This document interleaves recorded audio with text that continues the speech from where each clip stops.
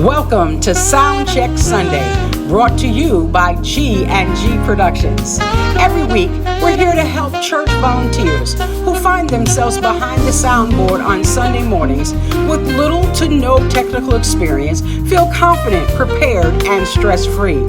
From mic checks to mixing to feedback fixes to fader control, we'll give you simple, practical tips you can use right away to make your church sound clear and distraction-free.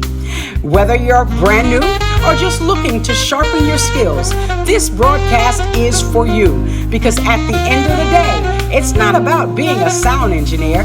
It's about creating an atmosphere where people can fully experience worship.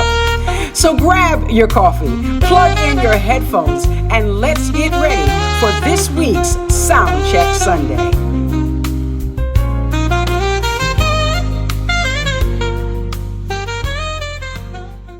Hi friends, I'm Jackie. And I'm Victor. And we are GandG Productions. And we are coming on to share some tips and things that our churches can do on Sunday mornings that are utilizing deacons, trustees, youth, and volunteers to run their sound systems on Sunday morning. Because the most important thing on a Sunday morning is for clarity. We want to make sure that there's clarity of the pastor, clarity of the vocals, your singers, as well as clarity of instrumentation. And so we shared on our last episode that it was so important for those that are volunteering in the production team to make sure they did a sound check. And we're hoping that those tips were valuable to you and you were able to implement some of those things on your Sunday morning service that just passed. So we pray that your Sunday morning service went better on this Sunday than maybe on a previous Sunday because of those tips.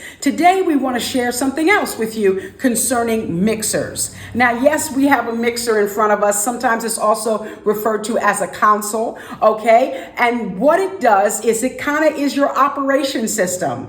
And so we want to share some tips on today that can help you utilize your mixer in a better way. And so, honey, talk about this mixer. Now, I want to say this before he starts talking. You might be a little like, oh my God, there's so many buttons. But listen, it doesn't matter what size mixer or console you have. It could be 4 channels, 6 channels, 8 channels, meaning all these little buttons mean a channel. Don't get upset. We're going to share with you how to operate this little by little. But today we want to give you some tips that you can utilize right away. Let's talk about this mixer.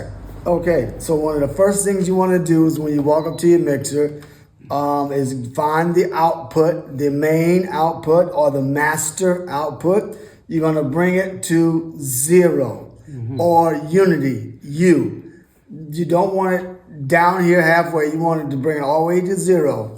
Then you're going to start with your pastor's mic. Bring their mic up to an area that's comfortable and so you can hear it very well.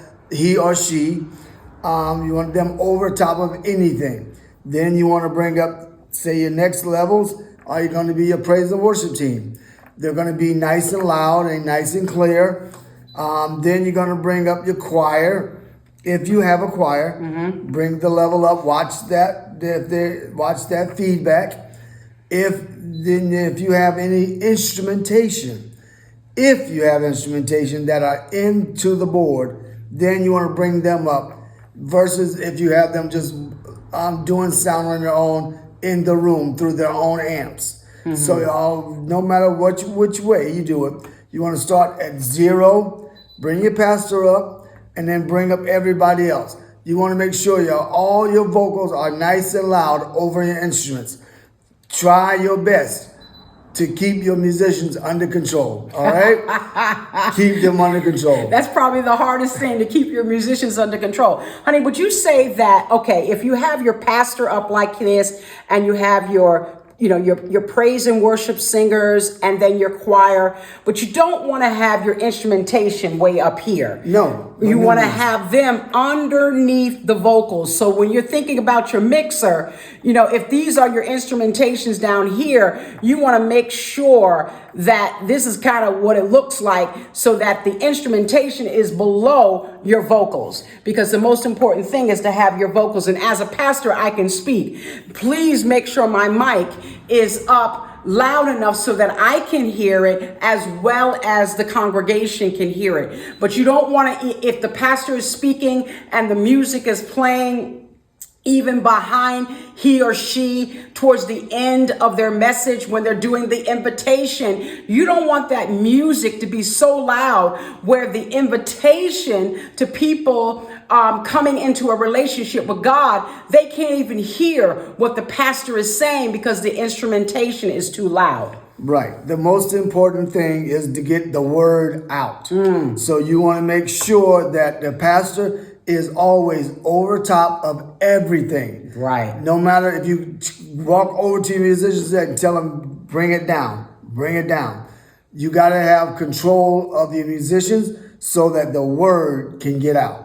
All right. All right. So we hope these tips will help you to have better sound on Sunday morning. And that's what Sound Check Sunday is all about. Just giving some simple tips to those that have no technical background, but has said yes to serving in their production ministries at their church. We want you to be able to do the best you can to bring forth your best on Sunday mornings so that the word of God can get through. All right. Till the next time. God bless.